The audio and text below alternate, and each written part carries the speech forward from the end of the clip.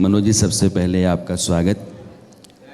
Manoj Tiwari BJP नेता, सांसद, actor, singer, बहुत सारा परिचय है आपका और हर परिचय अपने आप में मुकम्मल है। मनोज जी, हिंदुस्तान अभी एक रंग में डूबा हुआ है। चांद पर चंद्रयान के उतरने के बाद से समूची दुनिया में वाहवाही है। तो पहले मैं चाहूँगा, चूँकि आवाज़ आपकी माशाल्लाह बहुत ही अच्छी है, तो एक शगुन जो है वो चंद्रयान के नाम पहले आप कर दें, उसके बाद बात करते हैं। हाँ, सबसे पहले तो हमारी तरफ से इस कॉन्क्लेव में बैठे हुए लोग और जो टीवी पर हमें देख रहे हैं, डिजिटली देख रहे हैं, सबको हमारी तरफ से प्रणाम।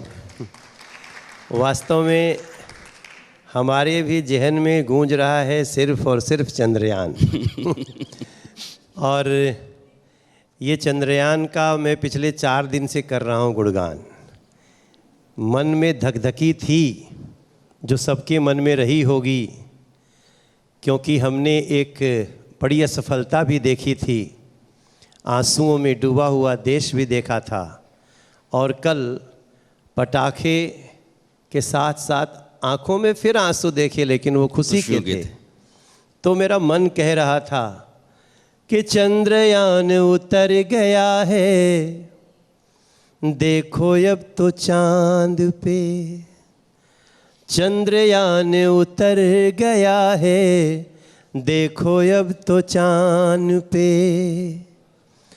दुनिया भी हर्षित है भारत के जयगान पे। चंद्रयान जब उतरा तो हुआ जयगान भी। चंद्रयान जब उतरा तो हुआ जयगान भी। तिरंगे में शोभित हमको चांद पे दिखा हिंदुस्तान भी।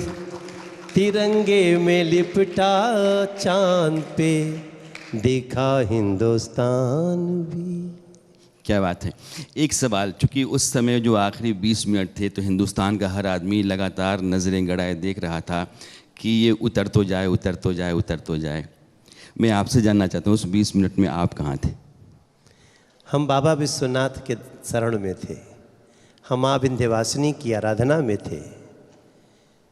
देखिए, हम तो पहले से भी सुनते थे कि चंद्रमा विराजित हैं शिव जी के माथ पर, चरणों में सावन में जल ढार रहा देश, और चरणों से मस्तक की दूरी भला कितनी है, रॉकेट कितनी देर में पहुंचा वहाँ है। सोचो, मैं तो हर बार ये सोच रहा था। देखिए, मैं विज्ञान और अध्यात्म दोनों को बहुत सम्मान देता हूँ।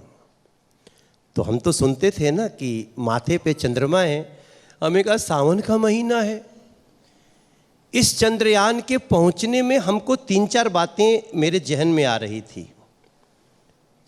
हमें भी डर लग रहा था, लेकिन मैं सोच रहा था क्या संजोग है। संजोग सावन का महीना है, बाबा के मस्तक पे चांद है, और चांद पे भारत का चंद्रयान वहां उतर रहा है जहां कोई दुनिया का चंद्रयान गया ही नहीं।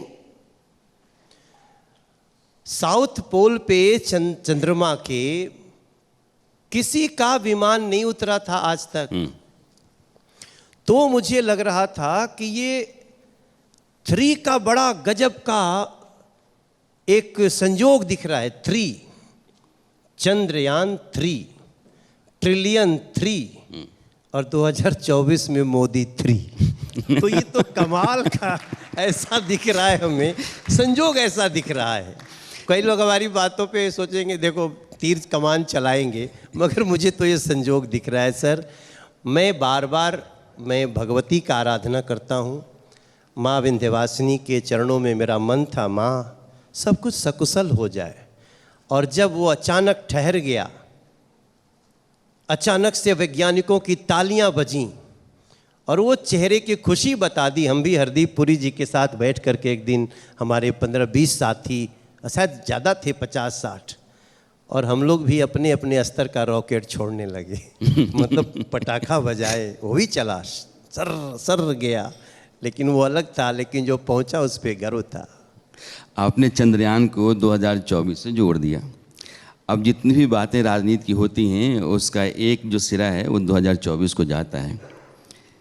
2024 के लिहाज से मनोज तिवारी दिल्ली, उत्तर पूर्वी दिल्ली जो आपका संसदीय क्षेत्र है, हम एक सर्वे कराते हैं एमपी का रिपोर्ट कार्ड कराने वाले हैं। नहीं कराया हमने 2 बार कराया। जब पहले कराया तो 7.7 था आपका, दूसरी बार 4 महीने बाद कराया 7.9 था।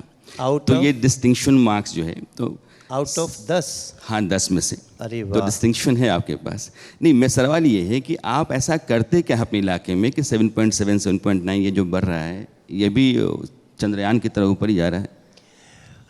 नहीं, देखिए बड़ा सौभाग्यशाली हूँ मैं कि अब मुझे तो नहीं पता था कि आपने सर्वे करा लिया। अगर 10 में 7.7 है तो मैं अब कोशिश करूँगा इसको 8.7 कर लें, ऐसा कोशिश करेंगे। लेकिन देखिए, मैं सबके सामने कहना चाहता हूँ, मैं एक गायक हूँ, मैं एक फिल्म का एक्टर भी हूँ। हमने 5048 गाने गा चुके हैं। बहुत सारे गाने लोगों की ज़ुबान पे हैं, कुछ हमारे सिर्फ रीजनल लोगों को पता है। हमने 98 फिल्म भी करी है एज हीरो।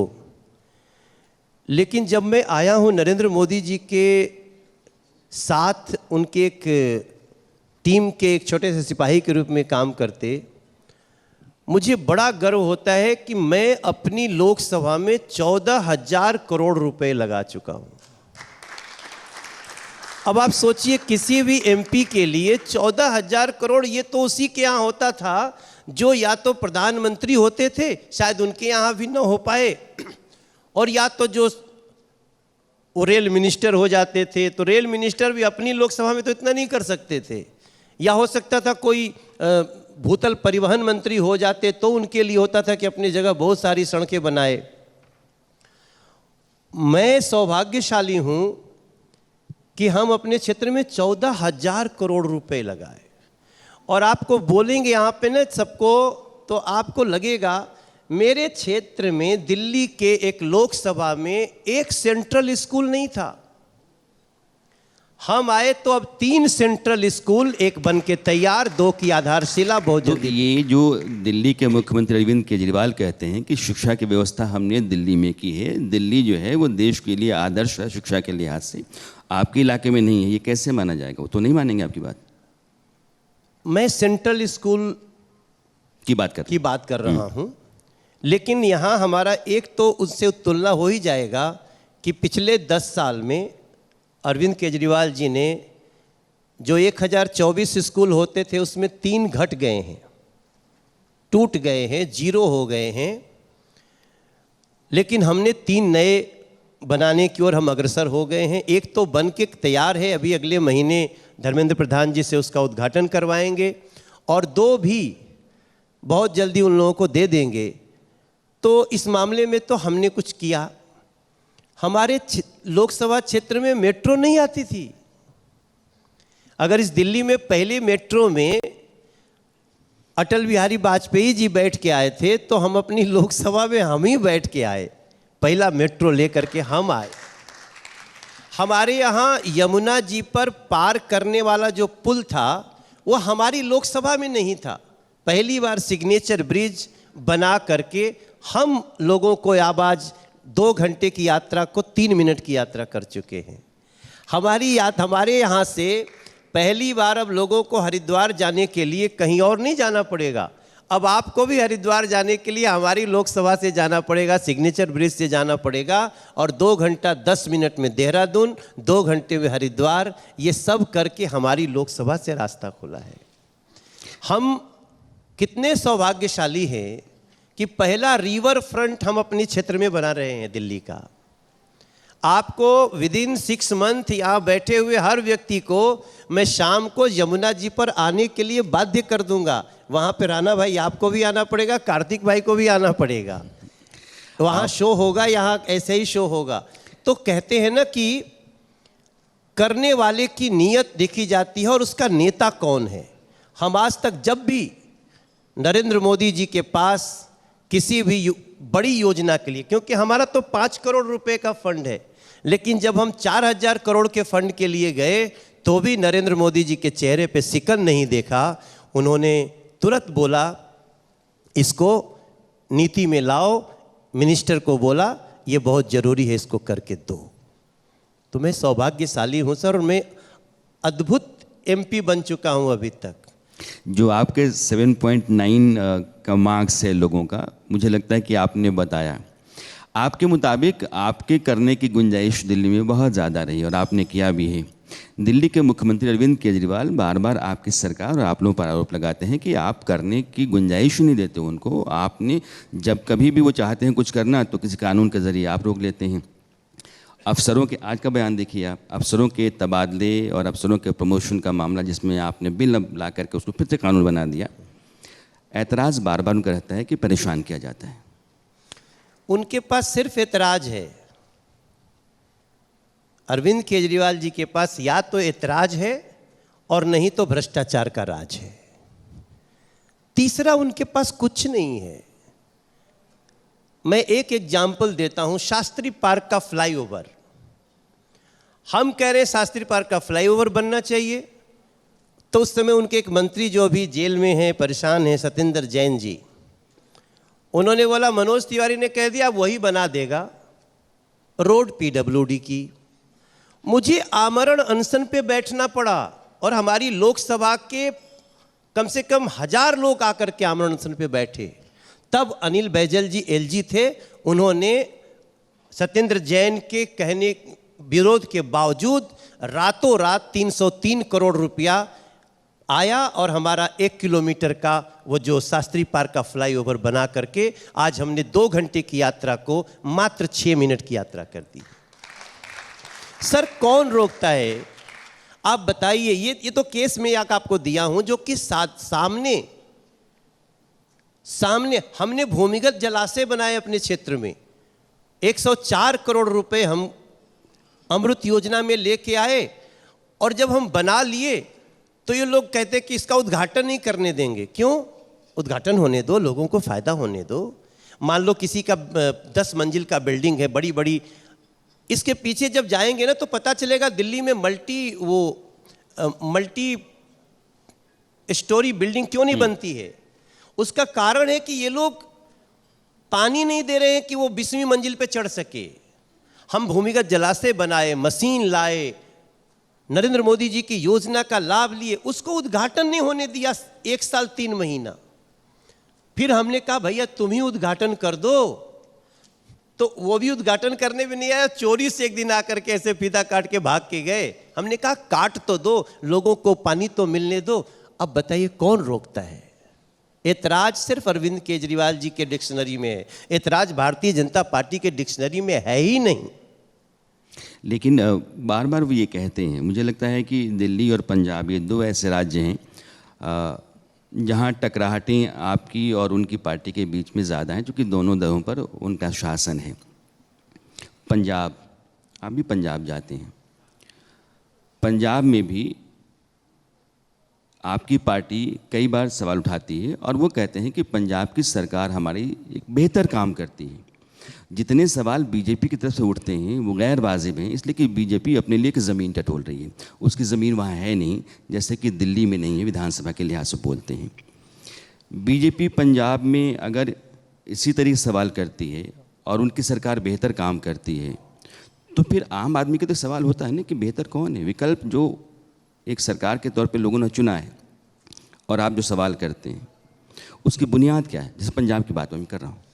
अब देखिए पंजाब का एक छोटा सा उदाहरण लीजिए। पंजाब की पराली से पंजाब को भी नुकसान होता है, दिल्ली को भी नुकसान होता है। हर बार जब पोल्यूशन होती है तो हम सबको मिलता है ना, पंजाब से पराली आ रही है। हमने पंजाब की पराली को दूर करने के लिए लगभग 400 करोड़ रुपए भेजे हुए हैं। आपको जान के आश्चर्य होगा उस 400 करोड़ रुपए का उन्होंने यूटिलाइज ही नहीं किया। आप किसको बेवकूफ बनाने में लगे अरविंद केजरीवाल जी?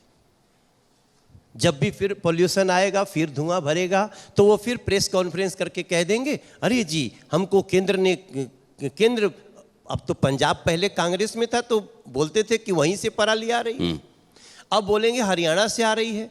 हम हरियाणा के किसानों की जो डंठल होती है ना धान की, पैडी की, उसको हम खरीद के जलाने से रोक दिए।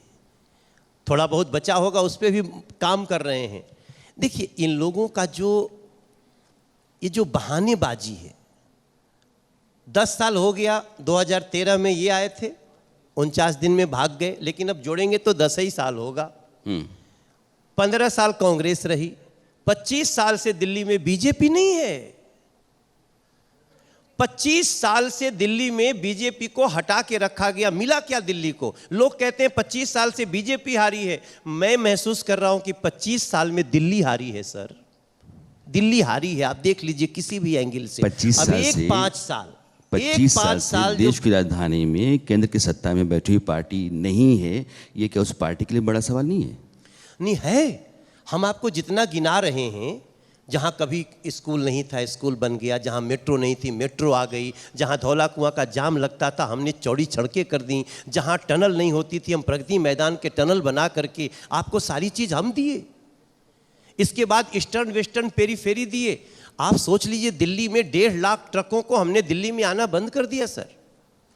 इसके बाद दिल्ली सरकार का भी तो कुछ होना चाहिए। अभी आपने केस देखा ना, वो एक जो ट्रेन चलेगी, उसका नाम एग्जैक्टली में तो RRTS, दिल्ली में मेरठ रैपिड ट्रेन के लिए कोर्ट को कहना पड़ा कि अरविंद केजरीवाल जी आपके पास 1100 करोड़ रुपए अपने चेहरे चमकाने के लिए है और रैपिड ट्रेन के लिए नहीं है। ये कोर्ट को कहना पड़ा। Court is not BJP sir.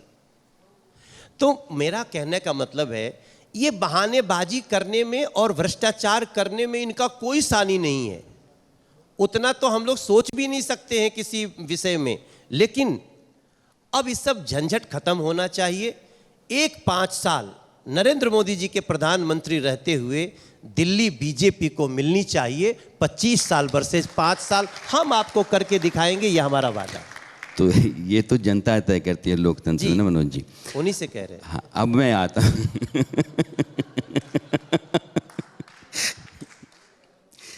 चूंकि ये सेशन जो है वो पॉपुलैरिटी टू पब्लिक सर्विस है। लोकप्रियता, शोहरत इंसान को मिल सकती है, हर शोहरतमंद आदमी लोकप्रिय नहीं होता है। लोकप्रिय आदमी शोहरतमंद होता है, लेकिन हर शोहरत आदमी लोकप्रिय नहीं होता है। मनोज तिवारी वैसे शोहरतमंद हैं जो लोकप्रिय हैं, अब पॉपुलर चेहरा है। स्टार जब फिल्मों में आता है तो उसका बाद में मोह भंग हो जाता है। अब बड़े बड़े लोगों को आप देखेंगे कि वो आते हैं, एक टर्म रहते हैं, 2 टर्म बमुश्किल रहते हैं, फिर वो कहते हैं नहीं यार ये बेकार। मनोज तिवारी ने राजनीति में ऐसा क्या पाया कि एक सिनेमा का आदमी आकर के राजनीति को अपनाया और वो शानदार राजनेता बन गया? क्या है राजनीति बेहतर फिल्म? हमारी प्रेरणा बड़ी है और हमारी प्रेरणा जो है वो नरेंद्र मोदी जी हैं। देखिए हो सकता था मैं भी चुनाव जीतने के बाद मैं बाकी सेलिब्रिटी की तरह मैं भी अपनी फिल्मों में लग जाता, लेकिन जिस दिन मैंने अपनी आँखों से जिस सीढ़ी पर सभी लोग जूता पहन के जा रहे थे, उसी सीढ़ी पर नरेंद्र मोदी जी को माथा रख करके झुकते हुए देखा था, दैट चेंज माई लाइफ।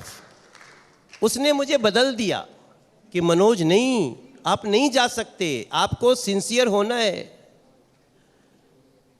और वो क्षण था जबकि कोई हमारे यहाँ अगर 365 दिन में आप देखेंगे तो 365 दिन में 325 दिन मैं अपनी लोकसभा में हूँ। छोटी छोटी बातों का पता करता हूँ, लोगों के साथ बैठता हूँ, यहाँ तक कि जब एलिवेटेड रोड बनाता हूँ तो किसका अंडरपास कहाँ से मिलना चाहिए, किसके कॉलोनी से निकलने के बाद रास्ता बहुत दूर तो नहीं घुमा देता है, इतनी छोटी छोटी बातों का ध्यान रखता हूँ।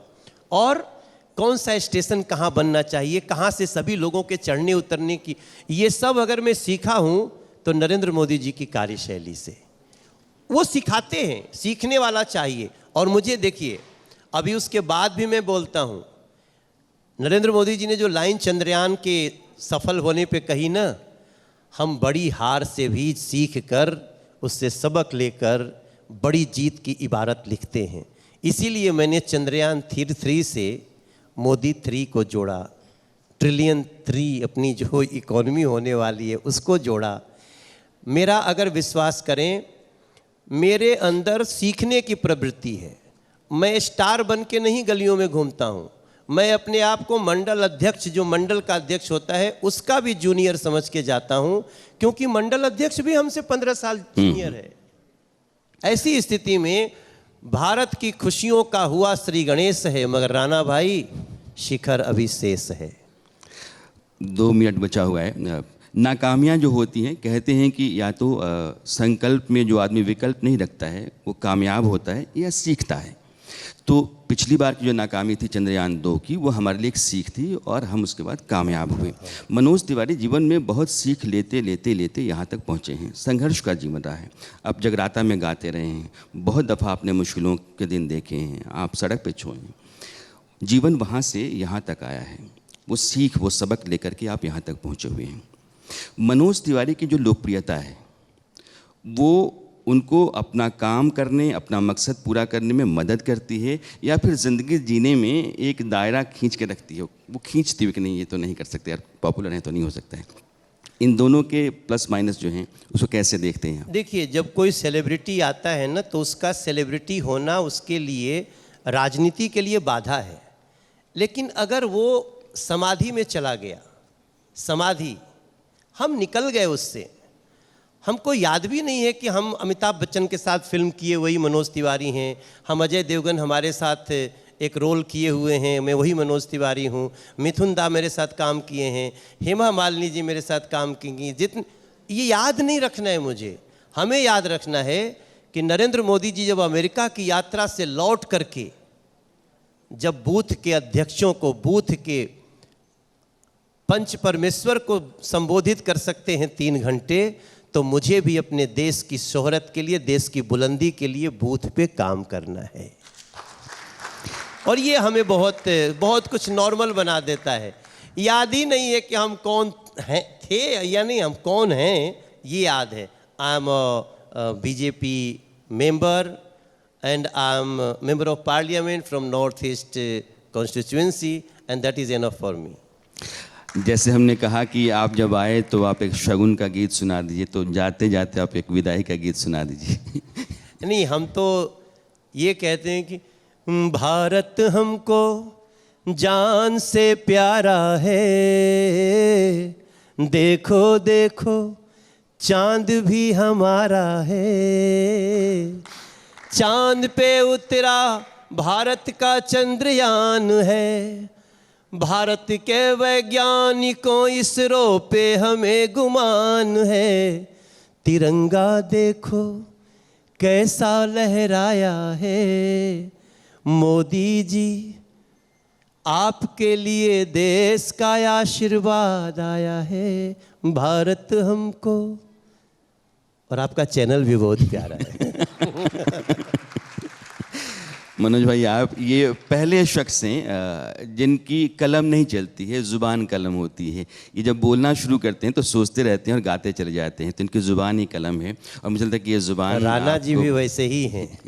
आपका जो अर्ध सत्य है ना, वो पूर्ण सत्य है मेरे भाई। बने रहिए।